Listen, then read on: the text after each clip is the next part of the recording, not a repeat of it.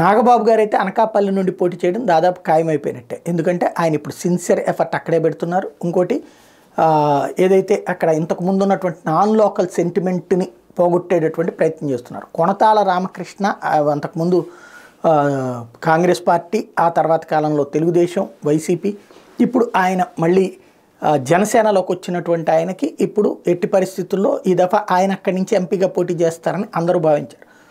మొన్న నాగబాబు గారు అక్కడ అభ్యర్థి అన్నటువంటి ప్రచారం రంగంలోకి వచ్చాక కొనతాల సైడ్ అయిపోయారు. తర్వాత కొనతాల ఎట్టకేలకు నాగబాబు గారు వెళ్ళి కొనతాల ఇంటికి వెళ్ళి ఆయనతో మాట్లాడటం, తద్వారా ఒక ర్యాపో మెయింటైన్ ప్రారంభించారు. అదే సందర్భంలో తర్వాత పవన్ కళ్యాణ్ని ఆ ఇంటికి పంపించారు. తద్వారా పవన్ కళ్యాణ్ వెళ్ళి కొనతాలని కన్విన్స్ చేశారు. రేపు తెలుగుదేశం, జనసేన, బీజేపీ కూటమి గెలిచాక నామినేటెడ్ కోటాలో ఆయన్ని రాజ్యసభకు కానీ లేదంటే కనుక శాసన మండలికి కానీ పంపించేటటువంటి హామీ ఇవ్వడం ద్వారా అనకాపల్లిలో నాగబాబు విజయానికి సహకరించమని చెప్పి పవన్ కళ్యాణ్ కోరారు. కొనతాలు కూడా దాదాపుగా ఓకే అన్నట్టే.